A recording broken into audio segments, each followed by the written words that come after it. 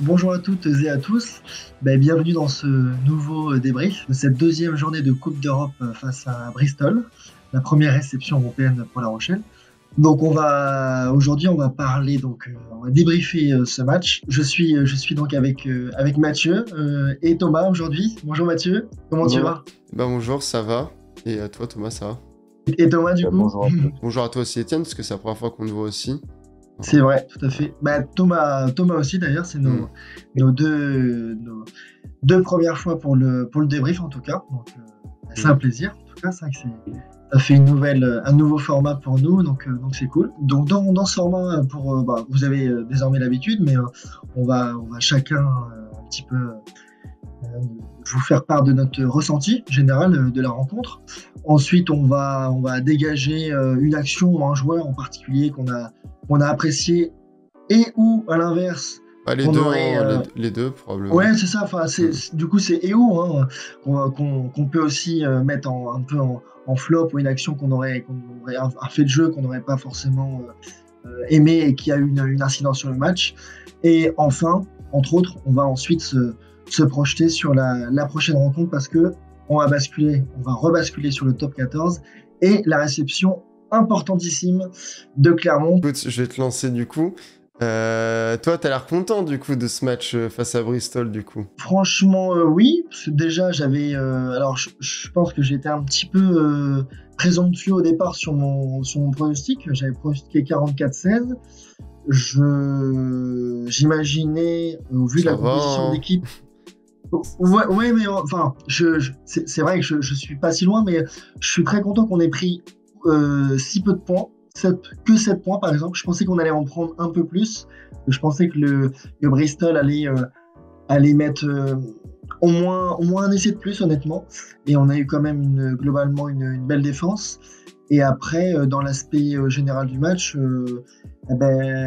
oui, globalement, j'ai quand même le sourire parce que on est quand même, on va dire, efficace, enfin, avec plus d'envie, on va dire. Parce que efficace, on aurait pu être beaucoup plus efficace en première mi-temps et obtenir un bonus offensif ou le tutoyer un peu plus vite et pas se mettre un peu la pression à se dire oh purée, il faut qu'on chope ce quatrième essai pour le sécuriser. Donc globalement oui, je trouve que c'est le deuxième match vraiment où on a de l'envie, où on voit des joueurs concernés, une équipe concernée. Donc par rapport au top 14, on a pu voir que on n'était vraiment pas dedans quoi. Donc bon, on va pas reparler de Van, mais ça, on va dire, ça rentre dans la continuité. Donc là, je pense qu'on a mis casquette Coupe d'Europe. On s'est dit que de toute façon, on n'avait pas le droit à l'erreur. C'est 4 matchs. Bon, là, on en a fait 2. Hmm. On en gagne 2. Un avec le bonus offensif. On est à 9 points. On est en tête de la poule. On parlera après du prochain énorme match qu'on aura, mais en tout cas, on est sur une bonne dynamique. Je trouvais globalement les joueurs impliqués, une belle charnière. Donc globalement, même si j'ai toujours des réserves, notamment la première mi-temps, globalement, je trouve qu'on a quand même bien joué et que c'est, on va dire, c'est positif et encourageant pour la suite. Et on attend la confirmation en top 14 la semaine Hmm. prochaine. Et écoute, et toi Thomas, Mathieu, ouais, écoute, ouais, j'aurais pu laisser, j'aurais préféré laisser Thomas pour que ce soit les deux nouveaux qui commencent. Pour le coup, c'est comme tu veux. Moi, je suis un peu comme Étienne, du coup, mais peut-être légèrement plus enthousiaste. J'ai bien aimé la prestation face à Bristol et surtout le paquet d'avant. Je trouvais très très fort, avec notamment un gros Will Skelton et Grégory Aldrit qui a très bien suivi derrière Attention à aussi. pas vendre tes cartouches, hein. T'auras le temps de parler de tes tops après. Ouais, mais j'ai beaucoup aimé, notamment sur le troisième essai Rocher où Skelton il en détruit deux trois défenseurs et j'ai beaucoup aimé. Et puis après, ouais, dans l'ensemble, l'équipe on a retrouvé un certain jeu qu'on avait perdu en début de saison face à Vannes, notamment, qu'on ne trouvait pas bien. Et du coup, je trouve qu'on se rassure un peu au niveau de la Coupe d'Europe. Et comptablement, on prend 9 points sur 10 possibles. Hmm. Moi, c'est presque parfait ces deux matchs européens. T'en as pensé, Mathieu, toi? Moi, je vous rejoins sur l'aspect comptable. En toute honnêteté, je nous voyais même. En fait, je voyais la réponse rochelaise qu'on a fait face à Bath et Bristol venir. Pour moi, c'était c'était une évidence. On connaît trop l'importance de cette compétition pour le groupe, pour Ogara et tout. Et même pour les nouveaux, ils le savent, hein, c'est une obligation. Donc après, comptablement, je vous rejoins. Pour moi, c'était une évidence qu'on allait revenir avec 9 points. Bah, ça allait être trop compliqué, surtout vu du temps. Maintenant, moi, le seul truc où, avant de dire un peu ce que j'ai pensé, le seul truc où je vous rejoins pas forcément, c'est je trouve plus qu'on a retrouvé entre guillemets, ce jeu et cette envie de début de saison, parce que quand même, on parle beaucoup là des derniers matchs qui ont été compliqués, mais moi, je me rappelle quand même du match à Toulouse, du match au Racing, alors qu'il était de nos matchs à domicile qui n'étaient pas parfaits face au Loup et face à Pau. Mais j'ai retrouvé un peu le club au début de saison qui était percutant devant et qui essayait des choses derrière. Et je trouve que là aussi, on a essayé des choses derrière. Alors, on a essayé plus en deuxième mi-temps. Je trouvais qu'en première mi-temps, à part taper au pied, on n'a pas fait grand-chose derrière. Et ça m'inquiète un peu parce que c'est ce qu'on a fait face à Vannes et il faut voir le résultat que ça a amené, voilà. Mais par contre, je te rejoins tout à fait, hein, Thomas. Je trouve que le paquet d'avant a fait un très gros travail et vraiment sur le long terme du match, je trouve. Même si, tu as raison, Étienne, la première mi-temps, on pouvait s'attendre à mieux. Par rapport surtout à un problème que je parlerai, moi, je m'avance un peu dans le flop du match. Donc qui n'est pas un joueur mais plus un problème général. Je pense qu'on aurait pu repartir certes avec un essai en plus, mais je trouve que en fait le pack a très bien travaillé dans le sens où en première mi-temps on les a un peu tués devant, surtout qu'on a été malin, on a beaucoup moins attaqué qu'en deuxième, et en deuxième on a senti qu'on était plus là physiquement, surtout avec le banc, et qu'on a pu tranquillement aller chercher, donc stratégiquement c'était bien. Après ouais, il y a encore pas mal imperfection de domaine où c'est un peu moins bon et tout. Je vais quand même parler des fautes de main, parce que ça, j'en parlerai pas trop en flop, mais les flops de main, c'est quand même très problématique. Je pense que tout ce qui est lié au réalisme du match est lié aux fautes de main. Personnellement, il y a d'autres trucs, mais on faisait 2 fois moins fautes de main. Je pense qu'il y avait 1 ou 2 essais faciles qu'on pouvait mettre en plus. Mais après... Bon, pour le coup, c'est pas un défaut que je mettrais vraiment sur le point, parce que pour le coup, ça dépend des matchs. On l'a vu la semaine dernière, on n'a fait aucune faute de main quasiment, enfin, en tout cas devant ou en ballon porté, alors qu'il y avait une pluie de fou. Donc pour moi, c'est plus dû à ce match-là, même si c'est pas la première fois. Voilà. Mais dans l'ensemble, je suis d'accord avec vous, c'est un bon match et c'est important, surtout vis-à-vis des autres équipes. Et je me permets juste de bifurquer sur un truc, parce que je vois que ce soit au sein de la rédaction ou au sein sur les réseaux sociaux, je vais juste rappeler un truc par rapport à Champions Cup, et même moi je n'étais pas au courant, donc c'est important de préciser. On parle beaucoup du système de points, il faut avoir le plus de points et tout possible. Le classement ne se fait pas globalement sur les 16 meilleures équipes au niveau des points. Le classement se fait sur les 4 meilleurs, enfin les 4 premiers de poule, puis les deuxièmes meilleurs de chaque poule, etc., etc. C'est-à-dire que si La Rochelle finit premier de sa poule, on sera minimum 4e. Même si c'est hypothétique, mais je pense que ça ne le sera pas, que Bordeaux et Toulouse auront minimum 19-20 points. Et nous, je nous vois difficilement, de toute façon, on ne peut pas avoir 20 points, mais je nous vois même difficilement avoir 19 points à la fin des phases de poule. Même si Bordeaux et Toulouse finissent à 20 points, si La Rochelle finit premier de sa poule, La Rochelle sera mieux classée que soit Toulouse, soit Bordeaux, selon le différentiel de points, donc le goal average. Voilà, je précise juste ça parce que c'est important. L'importance avant tout, c'est de gagner les poules. Et après, par contre, si tu finis avec 16 points et que les autres équipes ont 20 points, là, tu joueras le 5e parce que tu finiras 4e du classement. Voilà, c'est important à préciser. On n'en avait pas parlé la semaine dernière, mais je trouvais ça intéressant. De toute façon, en Coupe d'Europe, c'est ce qu'on se disait, la stratégie est différente. Je pense qu'en top 14, en dominant ce qu'on a dominé devant, on aurait peut-être au départ plus pris les 3 points pour gagner le match au départ, alors que là, on a quand même fait que taper en touche. On n'a pas pris, enfin je crois pas de mémoire, hein, on n'a pas tenté une seule fois une pénalité. Non. Bon, mais c'est aussi ça l'intérêt, comme tu dis Mathieu. Il faut c'est l'intérêt d'avoir le plus de points possible et si possible d'avoir aussi des bonus pour être en tête. Et effectivement, là avec les matchs qui arrivent, on va essayer de prendre le plus de points possible. Mais là, on est déjà bien. Avec 9 points en 2 matchs, on fait partie.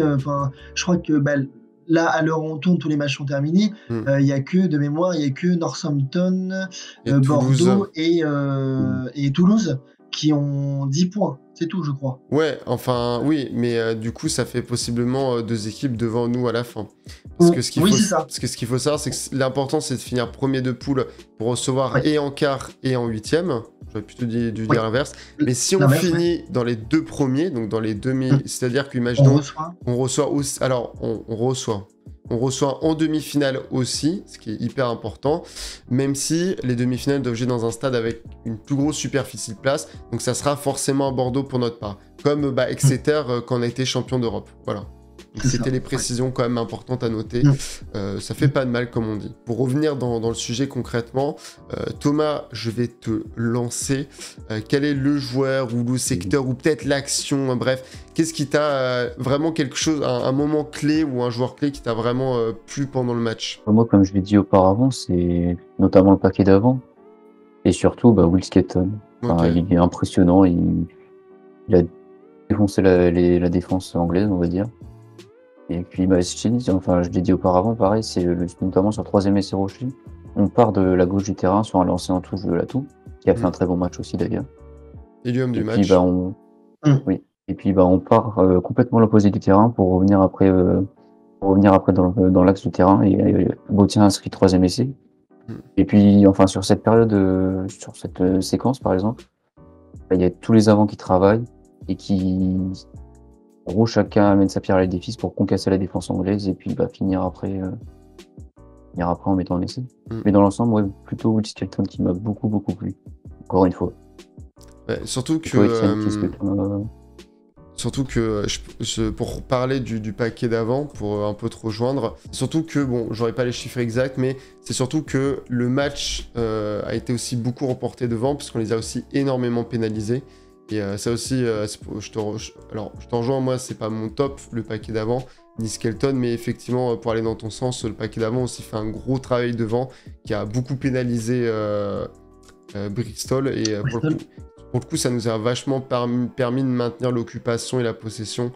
Je sais qu'en possession, on est à 60%, et en occupation, ça va être pareil, donc ouais. Et en plus, O'Gara avait mis une équipe à la fois type, enfin je veux dire dans le 15 de base, départ, ouais. une équipe qui était, un 8 de devant qui était costaud, et sur le banc, il y avait quand même du Dylan, Botia, Concorrier, Colombe. Et Colombe, non, mais je parlais en deuxième, parce qu'évidemment, Ouais. après, les trois piliers étalonneurs, évidemment, c'est toujours, généralement, c'est quand même toujours costaud, mais même, il y avait, parce que, on rappelle quand même que Paul Boudéan est absent, et ça fait Oui. oui, voilà, on peut le dire. mais c'est vrai que Botia, Concorrier et Dylan, c'est aussi costaud. Donc il fallait répondre à l'impact physique, parce que les Anglais et Bristol, ils ont quand même Ellis Genge en pilier gauche international. Ils avaient Luatua qui était en deuxième ligne capitaine, qui était sur le banc la semaine dernière et qui là était titulaire. Et je pense qu'ils voulaient vraiment apporter de l'expérience et de la densité en deuxième ligne pour contrer Douglas Skelton, parce que c'était quand même assez costaud en deuxième ligne. Donc justement, on a remporté et on a réussi, parce que des fois on avait beau, en top 14, on avait beau aligner une équipe physique et dense, on n'arrivait pas à contrecarrer l'équipe adverse. Alors que là, effectivement, on a eu quand même un paquet d'avant qui a été globalement dominateur, et donc une charnière, enfin, ce sera un autre sujet, mais on a une charnière aussi qui a été quand même assez valorisée et assez dans un fauteuil pour jouer. Pour animer. Carbarlo et West, ça fait 2 matchs ils sont vraiment bons, mais en même temps, parce que tu vois, je le mettrai pas en flop, mais je trouve personnellement que West a vraiment pas très bien animé pour ce match, pour le coup. Ah ouais? West je suis pas d'accord avec toi, tu vois. West en première mi-temps, je trouve il anime beaucoup trop au pied pour le coup. Des fois très justement et des fois injustement. Et pour le coup, à ma gauche, j'avais vraiment... je suis désolé, peut-être qu'ils tomberont ça à la vidéo, ils me diront « Ah oui, c'est lui le mec qui était à ma droite ». Mais pour le coup, à gauche, j'avais quand même des supporters qui vraiment fallait voir, dès qu'ils tapaient au pied, ils gueulaient, tu vois. Et même à un moment, j'ai gueulé « Putain, très bon coup de pied, West ». C'est sur le coup de pied où Haddad, il fait en avant, mais il a 2 doigts de marquer. Oui. Et pour moi, son meilleur coup de pied, même si bon, il marque pas et qu'il y en a un autre où Noël il marque, je trouve que lui, il est vraiment bien mieux maîtrisé, voilà. Mais je trouvais qu'il a fait énormément de dépossession, il a énormément rendu, et surtout, Alors, quand t'es en avantage, je trouve ça bien de faire des coups de pied, mais des fois, il faisait des coups de pied alors que t'es pas en avantage. Je trouvais qu'il a... Enfin, après, c'est ce que je disais un peu tout à l'heure, je laissais sous-entendre. Je trouve que West, on le fait trop jouer au pied. Et en fait, je trouve qu'on peut pas construire derrière. Et en deuxième mi-temps, il s'est un peu calmé. Je pense que c'est peut-être fait un peu remonter les bretelles en mode, bon, calme-toi un peu sur les jeux au pied, tu vois. On t'a dit de faire des coups de pied, mais peut-être pas autant. Mais ouais, j'ai trouvé qu'en fait, il fait le même match que contre Basse. Mais Basse, t'es sous une pluie de merde, t'as un temps de merde, tu sais que tu peux pas jouer derrière, tu dois faire un jeu d'occupation, tu dois forcer l'équipe à faire une faute de main, à faire une erreur con, à mal réceptionner un ballon et tout. Là, t'es à domicile, on était tous d'accord pour dire qu'il fallait prendre les 5 points, tu dois construire et même si en première mi-temps, c'est bien de pas trop se fatiguer, et c'est pour ça je pense qu'ils l'ont fait beaucoup jouer au pied. Moi, j'ai trouvé qu'il avait quand même manqué de vitesse, mais aussi un peu de care qui... Bon, après aussi, bon, faut voir le match qu'il fait la semaine dernière, mais qui était un peu plus en dessous, je trouve aussi, personnellement. Moi, j'étais moins conquis par la charnière dans ce match. Je suis un peu d'accord avec Mathieu parce que j'ai quand même trouvé un bon West, et notamment avec le premier essai tombé, je trouve la passe magnifique, vraiment. Et après, ouais, un Carbarlo un peu en dessous, mais... Enfin, vu le taquet qu'il prend dans les premières minutes aussi, il en prend une en pleine tête. Hein. C'est ça. Ça, c'est vrai. Ça savait pas, hein. C'est surtout ça. Moi, j'ai quand même trouvé, d'habitude, je suis le premier aussi à dire que Carbarlo, il fait son âge, qu'il est un peu plus lent que d'habitude. Et là, au contraire, j'ai trouvé, mais encore une fois, mon explication, c'est avec ce que je disais tout à l'heure. On a eu un 8-2 devant qui était conquérant, donc Carbarlo a pu animer et avoir des sorties de balles propres. Et j'ai trouvé quand même qu'il a été bon animateur. West, je suis pas tant d'accord. J'ai trouvé qu'on avait quand même au départ une stratégie d'occupation. On voulait pas trop jouer chez nous. Donc on a quand même mis 17 minutes à marquer un essai. Où au départ on est rentré dans le match, mais c'était à toi à moi. Donc bon, je trouve que c'est une stratégie différente. Et je pense que je suis d'accord. Mais à trop se débarrasser du ballon, tu fais pas jouer ton pack arrière aussi, tu vois. Ok, bon, ben, je dirais pas non plus qu'ils ont été supersoniques et tout ça, mais je trouvais que... Ça, c'est sûr. Je me suis... Enfin, il y a des fois sur des matchs où je me dis, purée, rapide, quoi, sors ta balle, c'est lent, machin.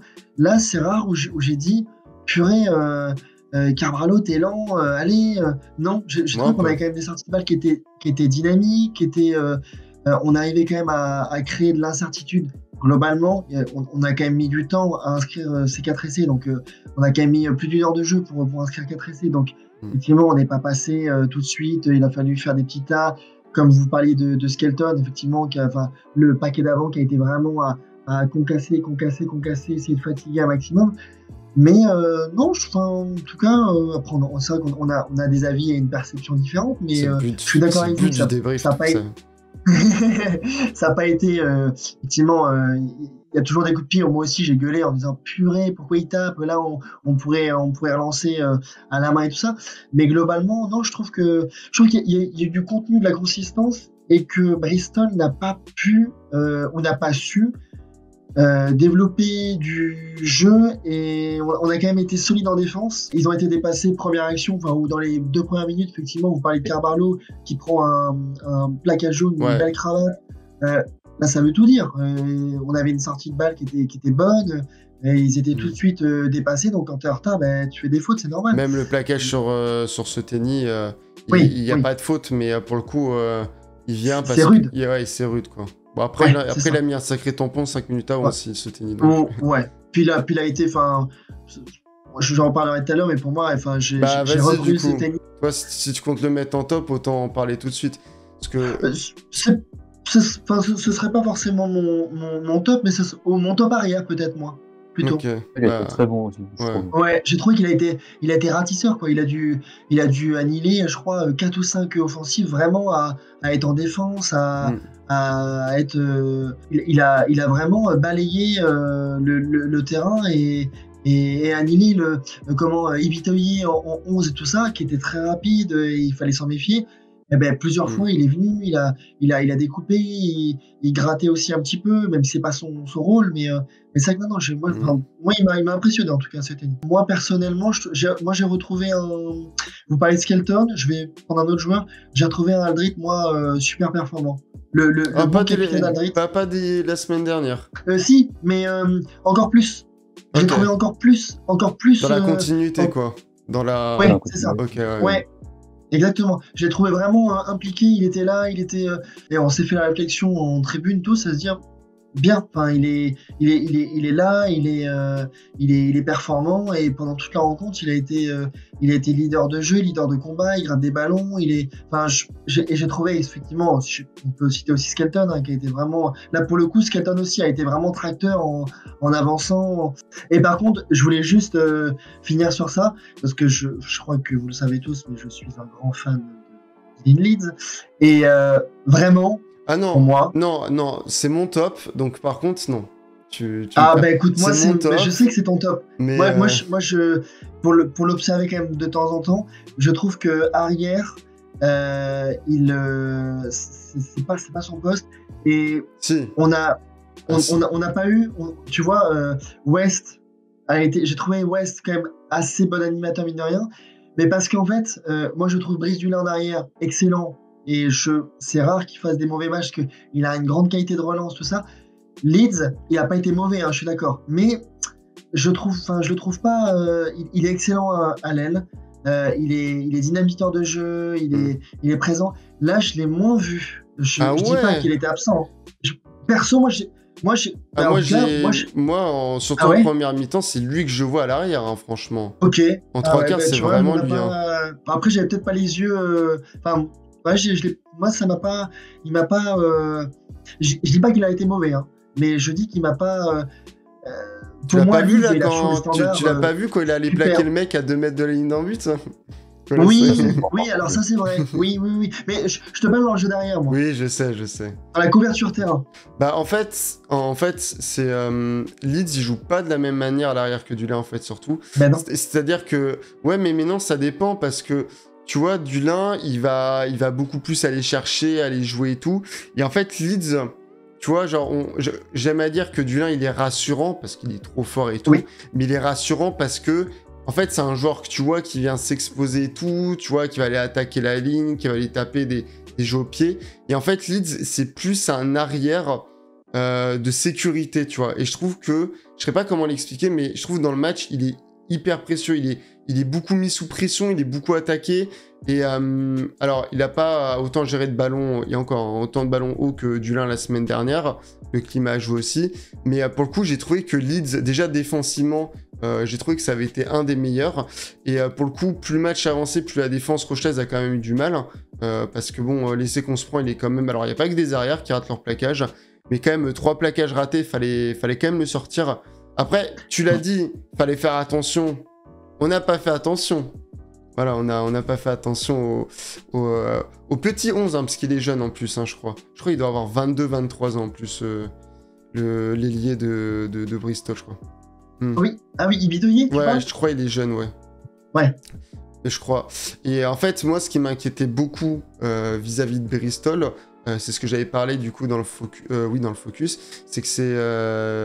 dans les compos, pardon, c'est que c'est une équipe qui, derrière, est très très efficace, et ça on l'a vu pendant le match, dès qu'ils pouvaient, ils ont essayé de jouer derrière, et c'est pour ça que le travail des gros a été formidable, c'est que ils ont eu beaucoup de mal à maintenir le ballon, à pouvoir s'organiser derrière, mais j'ai trouvé que Leeds, il a tellement été précieux défensivement. Ce Tenny, il y a quelques plaquages qui sont super bien, tu vois, mais Danty il a plus été dans le mal. Teddy Thomas, il y a des fois, il te faisait des super... En fait, Teddy Thomas et ce Tenny, ils ont fait soit des défenses compliquées, soit des super défenses, tu vois, hyper impactants. Par exemple, il y a un moment où... Je crois pas que c'est lui qui gratte, mais à un moment, Teddy Thomas, il fait un super plaquage vraiment dur, et ça vient gratter le ballon et tout. Mais en fait, Leeds... c'est vraiment, il a été propre de chez propre. Dans les coups de pied, il a été bon. Il a pas trop voulu s'exposer à faire des relancers et tout. Il s'est jamais... Alors, à part sur les ballons hauts, mais bon, quand, à force de jouer ailier, là, on le fait pas entraîner sur les ballons hauts. Je suis peut-être trop exigeant avec Leeds. Hein? Je suis peut-être trop exigeant. Ah non, mais en fait... c'est ce que je me dis, comme je l'adore, et qui est en poste d'ailier, je le trouve Je trouve rarement qu'il fait des mauvais matchs. Mais en fait, poste d'arrière, j'ai peut-être une c'est appréciation parce qui qu'en est fait, différente. il joue pas du tout de la même manière. C'est-à-dire qu'en fait, Ouais. et c'est très bizarre qu'il joue pas justement comme Dulin. C'est-à-dire que c'est un profil qui est quand même vachement rapide, vu qu'il a ce profil aile arrière. Et en fait, tu le vois pas faire des grosses courses, tu le vois pas attaquer. Et justement, en fait, Leeds, il avait toujours le bon ballon, il était toujours là au bon endroit, il avait toujours le bon coup de pied, il était toujours là. Et pour une équipe qui, je trouve, a eu beaucoup de mal à se construire derrière et tout, et c'est plus par des fois une bonne attaque au centre de Seteny, par un moment Danti vient casser une défense, Teddy Thomas qui vient de trouver un sidestep et tout, ou Noël qui te fait le saut de l'ange pour marquer, tu vois. Bah Leeds, lui, il a été plus, on va dire, enfin il a moins fait de choses extravagantes, mais et pour moi, à l'image des trois quarts, il a surtout brillé par son individualité parce que c'est un grand joueur, plus que par le travail d'équipe. Et en fait, je trouve que à part le ballon haut qui gagne pas et après t'as les 3 plaquages ratés, je trouve qu'en fait il a rien raté. Et dans un match où tout le monde attendait Bristol pour nous défoncer derrière, je trouve qu'en tant que dernier rempart, il a été bon.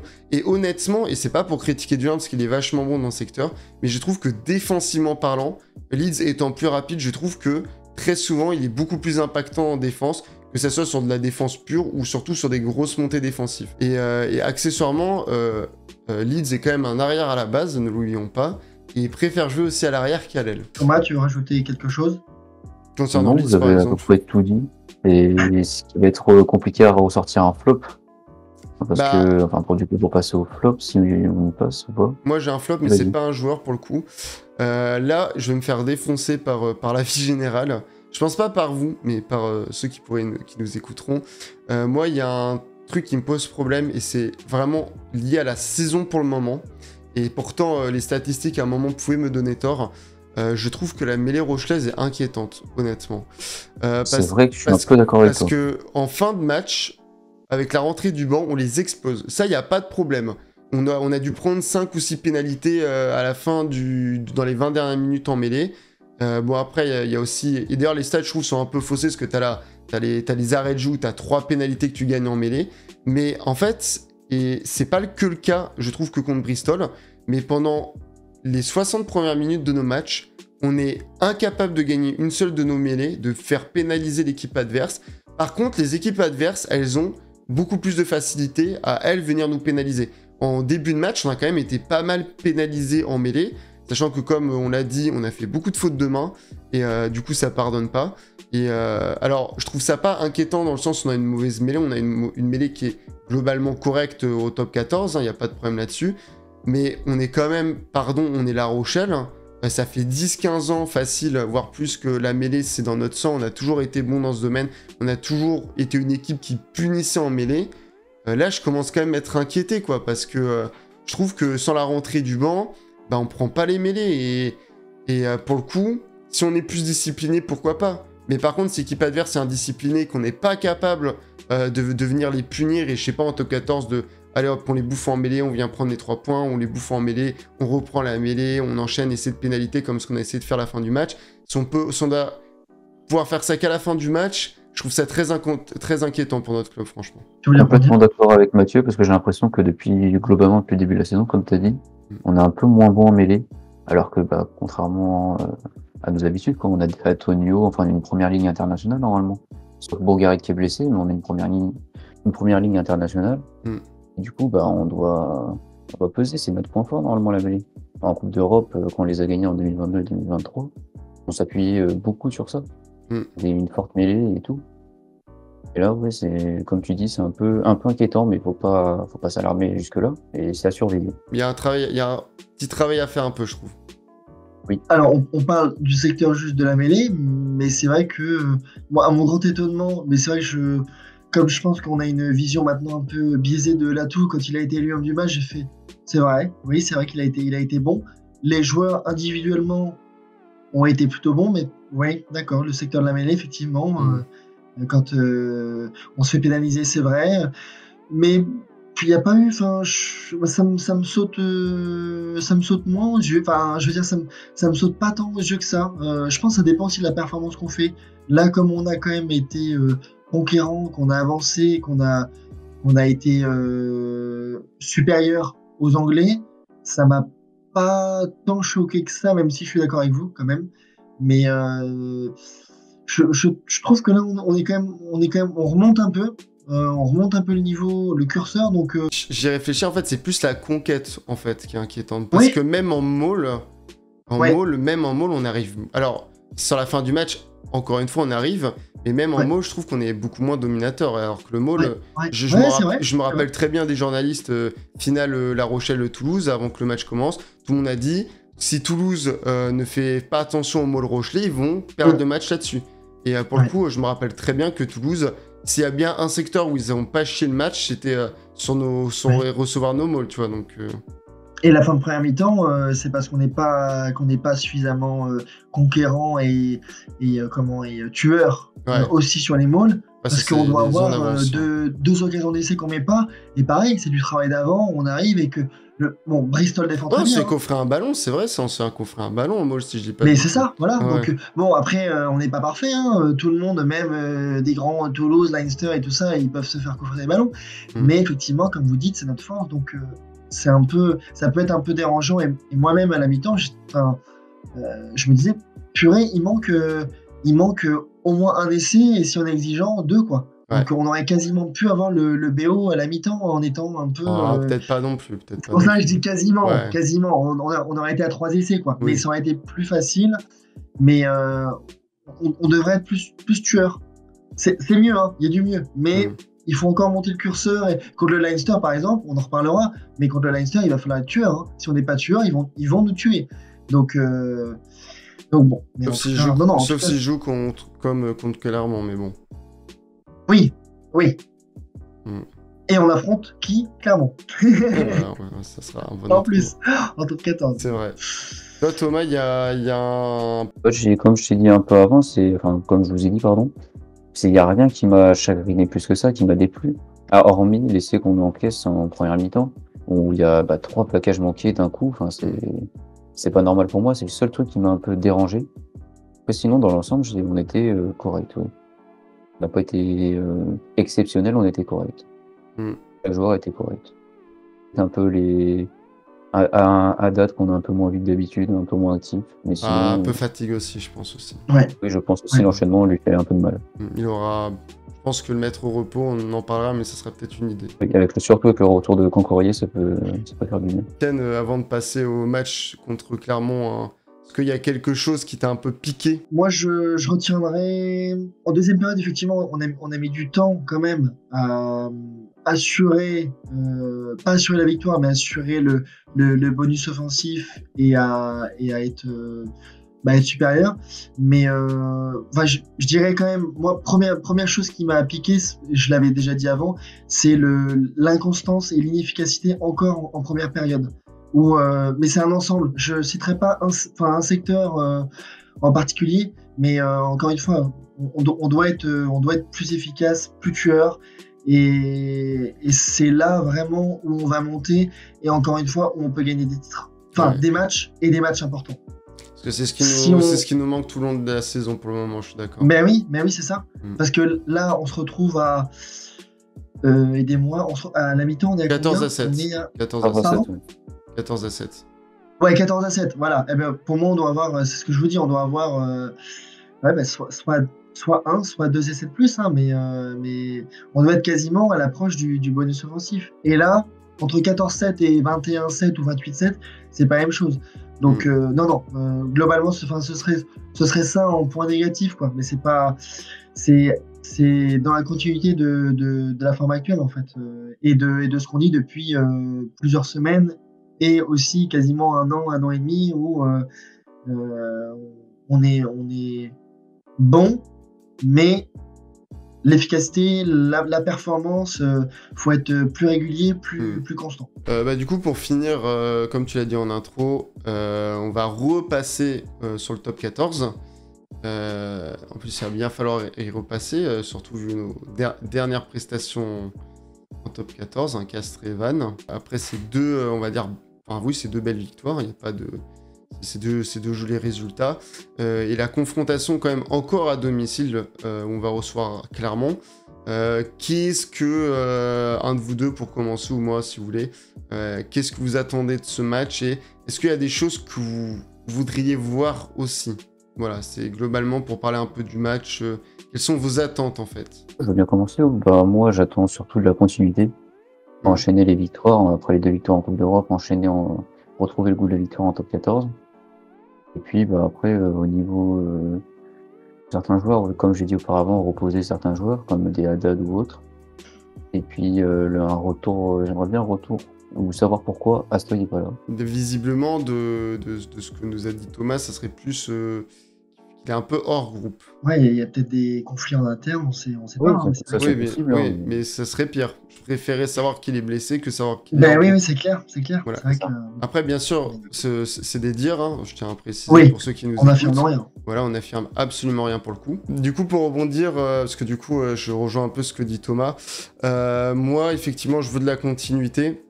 Faut pas que la casquette Champions Cup soit aussi différente que la casquette Top 14, quoi. Même si elle l'est forcément, parce que bon, le Top 14, c'est 26 matchs minimum, alors que la Champions Cup, c'est vraiment dead or live, hein, j'arrête pas de le dire, mais c'est réel.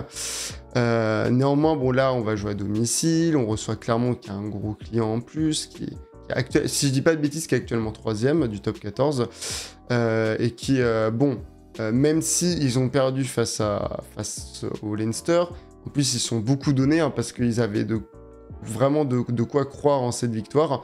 Et en plus ils ont une grosse équipe 2 fois, face aussi, même peut-être 3 fois, parce que je crois qu'ils ont aussi envoyé une belle équipe juste avant le début de la Champions Cup, donc peut-être qu'ils feront tourner. Mais moi effectivement je serais d'avis de globalement, comme l'a dit Thomas, de garder cette continuité dans le jeu, dans cette mentalité, et de changer quand même 2-3 joueurs qui commencent à se faire fatiguer un peu. Je pense à Haddad et Djegou. Aldridge, je le trouve pas encore fatigué, je pense qu'Aldridge vaut mieux le garder et le mettre au repos face à Perpignan, justement, si je peux aller un peu loin. Mais je pense qu'Haddad et Djegou, ils ont bien enchaîné, donc c'est peut-être le moment de les laisser un peu, peut-être en mettre un sur le banc, mais en tout cas de les faire se reposer, et de donner à Botia ce qu'il mérite, c'est-à-dire quand même une petite titularisation, de refaire jouer Cancorio aussi, parce que il fait pas une mauvaise rentrée. Peut-être pareil en première, deuxième ligne, peut-être changer un ou deux joueurs, ou en tout cas faire positionner de titulaire à remplaçant, mais voilà, de faire 2-3 ajustements pour sous-estimer Clermont, pour vraiment que quasiment tout le bloc de la Champions Cup soit présent, avec un retour aussi de Dulin, j'espère, parce que pour le coup, Dulin, il était clairement pas en groupe, hein. Dulin, il était prêt à rentrer s'il y avait un joueur qui se baissait à l'entraînement. Mais effectivement, être sérieux, vraiment recevoir Clermont correctement, parce qu'honnêtement, je me dis qu'au vu des derniers efforts qu'ils ont fait, il y a peut-être moyen qu'on puisse prendre un BO contre une grosse équipe. Voilà. Bah, on sait pas, hein, cette saison de top 14, les BO, ça tombe très facilement. Il y a beaucoup d'équipes qui se prennent les pieds, même face à des équipes qui sont supposées être fortes aussi. Hein. Mais en tout cas, oui, il faut avoir ce sérieux, cette constance et faire reposer certains joueurs et tout, quitte à envoyer une équipe, on va dire B, ou enfin en tout cas secondaire contre Perpignan, parce que dans tous les cas, là, au vu des prochaines échéances, les 2 victoires, les 2 matchs à domicile, Clermont et Toulouse, sont obligatoires. Et juste après Toulouse, on retombera en Champions Cup avec le Leinster et Trévis qui, je pense, nous a surpris à gagner à domicile contre Basse, du coup. Alors, à la dernière seconde, hein, quasiment dans les arrêts de jeu, voilà. Mais quand même, donc il va falloir quand même... et comme j'en parlais avec certaines personnes, on est peut-être dans le moment le plus important de notre saison vis-à-vis de la Champions Cup et vis-à-vis de comprendre quel visage il faut qu'on ait globalement top 14, même si certains matchs, on n'enverra pas forcément la grosse équipe parce qu'on ne pourra pas toujours. Je suis plutôt d'accord avec toi, Mathieu. Je trouve que ce serait bête, je pense, de vouloir tout changer. Et d'autant plus là, comme tu dis, on affronte Clermont qui est sur une très bonne dynamique. Donc faut garder... Alors, je pense que personnellement, un retour de Dulin serait important. Contre Clermont, ça ferait vraiment beaucoup de bien. Non, après je mettrais pas tant de changements que ça.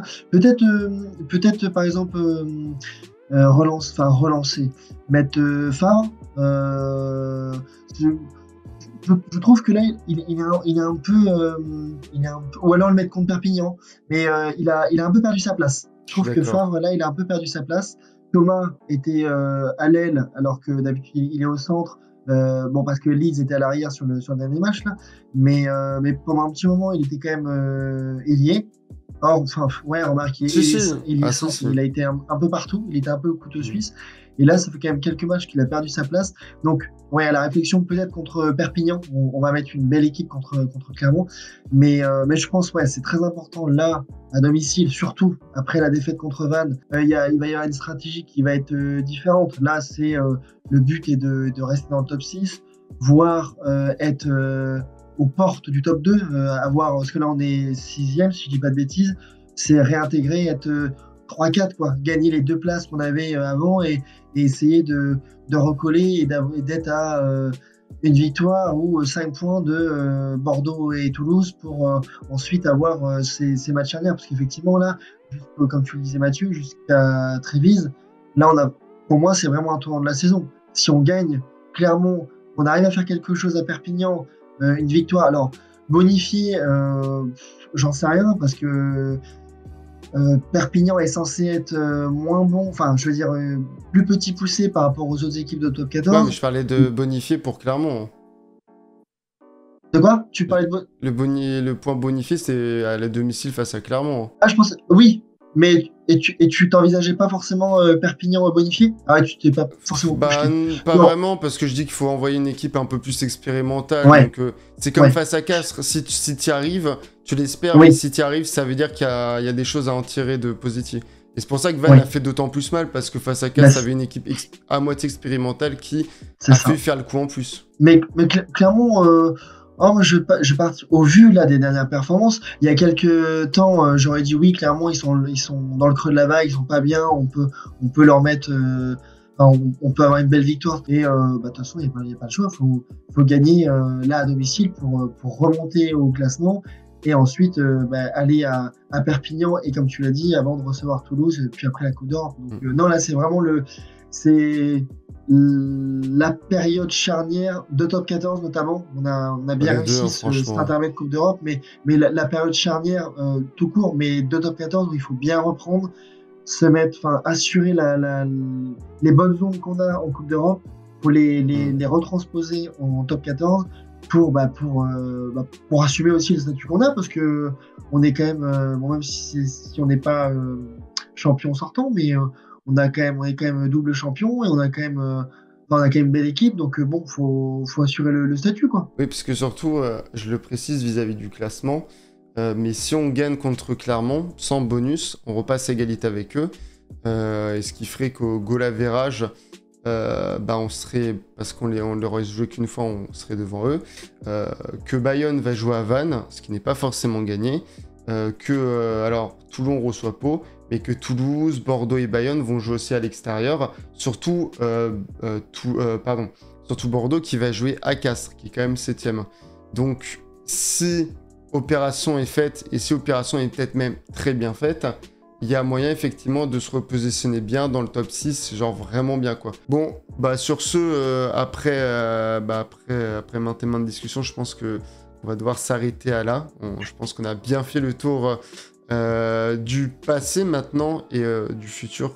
On espère sera tout aussi beau.